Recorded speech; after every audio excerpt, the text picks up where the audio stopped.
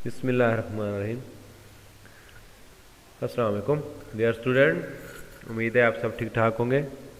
तो last lecture के अंदर हमने इनपुट आउटपुट फंक्शंस के बारे में पढ़ा था।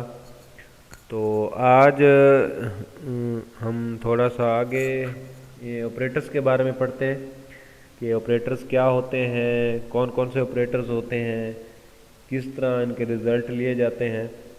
तो ऑपरेटर जो होते हैं ये डाटा के ऊपर मुख्तलिफ अवामिल सर अंजाम देने के लिए, आपके डाटा को प्रोसेस करने के लिए यूज़ किए जाते हैं। यहाँ पे हम मुख्तलिफ किस्म के ऑपरेटर्स के बारे में पढ़ेंगे। सबसे पहले हम डिस्कस कर लेते हैं, हमने पहले कह दिया कि ऑपरेटर जो है डाटा को प्रोसेस करने के लिए, ये डाटा को मैनिपुलेट करने के लिए, डाटा के ऊपर मुख्तलिफ अवामिल सर अंजाम देने के लिए हम ऑपरेटर्स का सहारा लेते हैं। तो इसके अंदर सबसे पहले देखते हैं असाइनमेंट ऑपरेटर क्या होता है। मैं कमेंट कर देता हूँ। कमेंट आपको पता है कि कंपाइलर इन स्टेटमेंट्स को इग्नोर कर देता है, ये जस्ट हमारी अंडरस्टैंडिंग के लिए होते हैं। असाइनमेंट ऑपरेटर मैं लिखता हूँ, ठीक हो गया जी। तो बच्चे, जो असाइनमेंट ऑपरेटर होता है वो बेसिकली वैल्यू को स्टोर कराने के लिए यूज़ किया जाता है। लेट्स मैं कहता हूँ, अब मैथ के अंदर भी क्वेश्चन करते हैं, सब में आप कहते हैं ए बराबर है 10 के। तो ये जो इक्वलिटी इक्वल का साइन है, तो ये क्या करता है, असाइन करवाता है। अगर ये मैं दरमियान से ख़त्म कर दूँ तो आप नहीं समझ सकते ये क्या चीज़ है, इसकी कोई लॉजिकल वैल्यू नहीं बनती। अब इसका ए 10 नथिंग कुछ भी चीज़ समझ नहीं आ रही। अगर आप इसके अंदर ये इक्वल डाल देंगे तो ये आप पता चल रहा है कि ए की जो कीमत है वो क्या है, 10 है। तो ये जस्ट इस बराबर की अलामत ने, इस इक्वल की अलामत ने सारा कुछ हमें समझा दिया कि ये जो 10 वैल्यू अब इस इक्वल की वजह से ए को मिल चुकी है। तो ये जो इक्वल है इसको असाइनमेंट ऑपरेटर करते हैं। ये वैल्यू असाइन करवा देता है, जो भी राइट साइड पे चीज़ होगी उसकी वैल्यू ये उठा के लेफ्ट साइड पे जो भी वेरिएबल होगा उसके अंदर महफूज करवा देगा। वेरिएबल मुतग़य्यर जिसकी वैल्यू तब्दील होती रहती है। अब ये 10 था, मैं इसको 15 कर देता हूँ। तो असाइनमेंट ऑपरेटर के ज़रिए अब इसके अंदर 15 वैल्यू स्टोर हो जाएगी। तो नेक्स्ट आ जाता है हमारे पास अरिथमेटिक ऑपरेटर। अरिथमेटिक ऑपरेटर क्या होते हैं वो भी आप लोग वैसे इम्प्लीमेंट करते रहते हैं अपनी डेली लाइफ के अंदर। अरिथमेटिक ऑपरेटर, ठीक हो गया।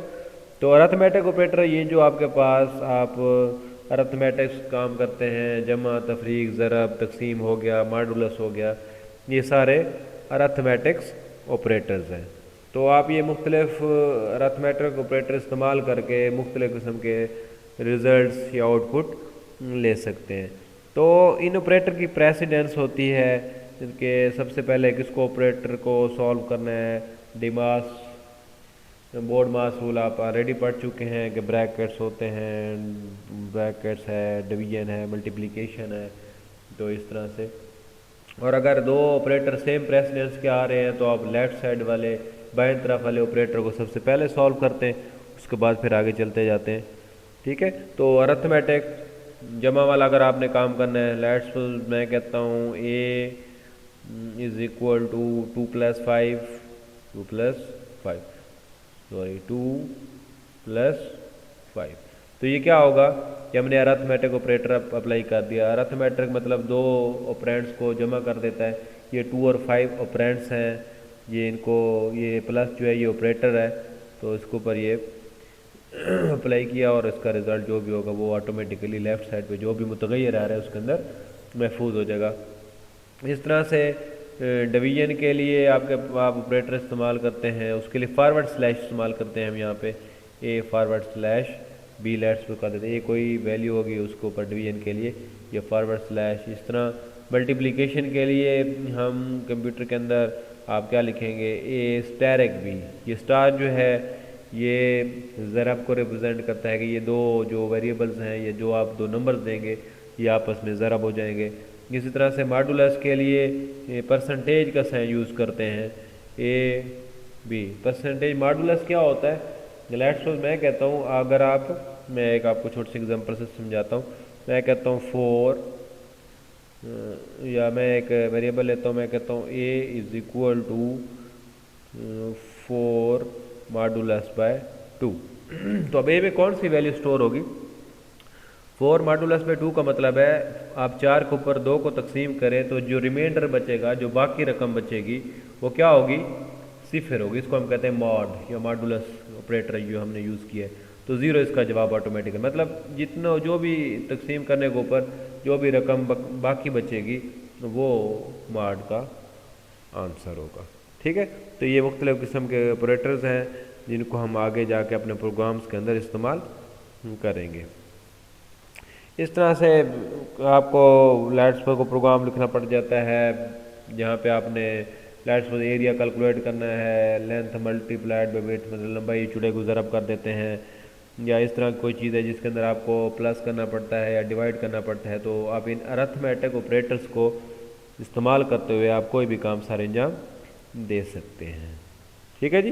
तो नेक्स्ट है इसके बाद रिलेशनल ऑपरेटर आ जाते। रिलेशनल ऑपरेटर्स बेसिकली दो वैल्यूज़ का मुवाजना करने के लिए यूज़ किए जाते हैं, दो वैल्यूज़ के दरमियान ताल्लुक़ को ज़ाहिर करते हैं, और ये मुख्तलिफ़ किस्म के होते हैं हमारे पास। मैं कहता हूँ कि ए बड़ा है बी से, तो एक रिलेशनल ऑपरेटर है, चेक करेगा दो नंबर्स का आपस में मुवाजना करेगा कि ए बड़ा है बी से, और इसका जवाब हमेशा हाँ या ना की शक्ल में आता है। रिलेशनल जो ऑपरेटर्स हैं ये जवाब हमेशा आपको ट्रू या फॉल्स की शक्ल में देगा, या उसका जवाब ट्रू होगा या उसका जवाब फॉल्स होगा। मैं कहता हूँ ए बड़ा है बी से, या मैं कह देता हूँ कि ए छोटा है बी से, या यूँ भी हो सकता है कि ए बड़ा है या बराबर है किसके? बी के। तो एट ए टाइम ये दोनों कंडीशंस नहीं हो सकती, या ए बड़ा होगा बी से या बराबर होगा, दोनों में से एक कंडीशन भी ठीक होगी तो आपकी जो कंडीशन है जो आपने उधर शर्त लगाई है वो ठीक हो जाएगी, और ऑटोमेटिकली जो वहाँ पे उसने कंट्रोल में मूव करना है वो मूव कर देगा। तो यहाँ पे जब ए ग्रेटर दैन बी, जी सबसे पहले चेक करेगा कि ए बड़ा है बी से, अगर बड़ा है तो बात ठीक है, उसको इक्वल चेक करने की ज़रूरत नहीं है। अगर बड़ा नहीं है फिर चेक करेगा क्या बराबर है, और अगर बराबर है तो अब भी कंडीशन ठीक है। अगर दोनों में से ना ही बड़ा है और ना ही बराबर है तो फिर ये कंडीशन क्या होगी? गलत होगी। इस तरह से ए छोटा है बी से, A less than equal to B, तो ये मुख्तलिफ़ किस्म के बराबर नहीं है, ये मुख्तलिफ़ किस्म के रिलेशनल ऑपरेटर इस्तेमाल होंगे, और वो भी हम नेक्स्ट जो कोई प्रोग्राम करेंगे तो उसके अंदर देखेंगे। ठीक होगा डियर स्टूडेंट। तो नेक्स्ट होता है लॉजिकल ऑपरेटर्स। जो लॉजिकल ऑपरेटर्स हैं वो बूलियन एक्सप्रेशन के ऊपर अप्लाई किए जाते हैं, और उसका जवाब भी हमेशा ट्रू या फॉल्स की शक्ल में आता है। तो एंड लॉजिकल ऑपरेटर्स है, उसके लिए हम देखते हैं कि एक कंडीशन इधर हमने लगा दी, कोई रिलेशनल एक्सप्रेशन के हम कहते हैं कि ए बड़ा है बी से, और एंड लॉजिकल हम जो ऑपरेटर है वो इस्तेमाल करते हैं और कहते हैं कि अगर ए बड़ा है बी से और बी बड़ा है सी से, तो ज़ाहिर सी बात है ए बी से बड़ा है और बी सी से बड़ा है। तो इसमें बेसिकली हमने देखना है कि एंड हमने इस वजह से यूज़ किया कि अगर ये वाली भी कंडीशन ठीक होगी तो, और ये वाली भी कंडीशन, जब दोनों कंडीशंस ठीक होंगी तो ओवरऑल हमारे पास जो कंडीशन होगी उसका जवाब ठीक मिलेगा। उसके बाद जहाँ पे हम कंट्रोल को लेके जाना चाहते हैं हम लेके जा सकते हैं। एंड बेसिकली होता है कि एक कंडीशन इस तरफ है एक इस तरफ है, दरमियान में एंड ऑपरेटर है। जब तक ये दोनों कंडीशंस ठीक नहीं होगी उस वक्त तक हमें सही जवाब, उस कंडीशंस का सही जवाब नहीं मिलेगा। ठीक है, इस तरह से आर लॉजिकल ऑपरेटर होता है। आपने जस्ट क्या करते हैं, हम इधर ही एंड की जगह क्या लगा देंगे, आर लॉजिकल ऑपरेटर। इसमें दो है, अगर इन दोनों में से एक, अगर ए बड़ा है बी से, या ये कंडीशन ठीक हो या ये दोनों में से एक कंडीशन भी ठीक होगी तो ये ओवरऑल जो कंडीशन है वो ठीक हो जाएगी, और इसके ठीक के अगेंस्ट जो हमने स्टेटमेंट लिखी होगी कि अगर कंडीशन ठीक हो जाए तो ये स्टेटमेंट चलनी चाहिए, और कंडीशन गलत हो जाए तो ये वाला काम होना चाहिए। इस तरह से आप एग्जांपल लेते हैं कि जैसे रिज़ल्ट आता है तो हम चेक करते हैं, अगर बच्चे के नंबर जो हैं 100 में से 33 हैं या 33 हैं तो वो पास है, वरना फेल है।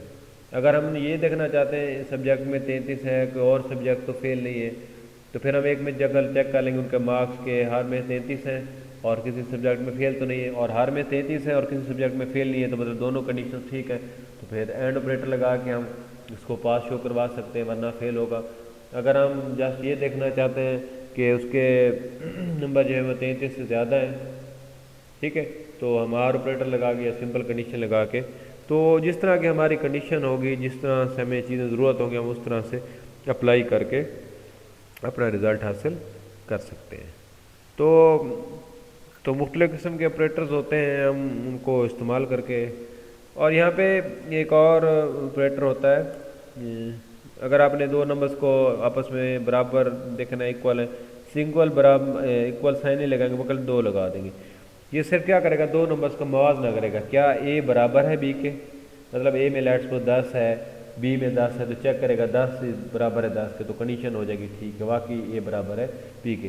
तो यहाँ पे अक्सर बच्चे गलती करते हैं कि सिंपल लगा देते हैं ए बराबर है बी के, तो ये बच्चे असाइनमेंट ऑपरेटर है, ये इक्वालिटी ऑपरेटर नहीं है। जहाँ पे अक्सर लोग यही गलती करते हैं कि सिंगल इक्वल लगा के कंडीशंस में वो वेरिएबल को वैल्यू असाइन करवा रहे होते हैं, ना कि वो उनका कंपैरिजन कर रहे हैं कि वो बराबर है या नहीं है। तो जब भी आपने दो नंबर्स का आपस में कंपैरिजन करना है, मुवाजना करना है, तो डबल इक्वल लगाएंगे, चेक करेंगे दोनों आपस में बराबर है या नहीं है। तो ये बच्चे कुछ ऑपरेटर्स थे जिनको हमने डिस्कस किया, नेक्स्ट इनको हम आगे यूज़ करना भी सीखेंगे। तो इंशाल्लाह इस वीडियो को लाइक और सब्सक्राइब ज़रूर कीजिएगा और बेल आइकन पे ज़रूर क्लिक कीजिएगा, ताकि नेक्स्ट जो भी वीडियो अपलोड हो आपको फ़ौरन मिल जाए। तो अपना ख्याल रखिएगा। ओके, अल्लाह हाफ़िज़।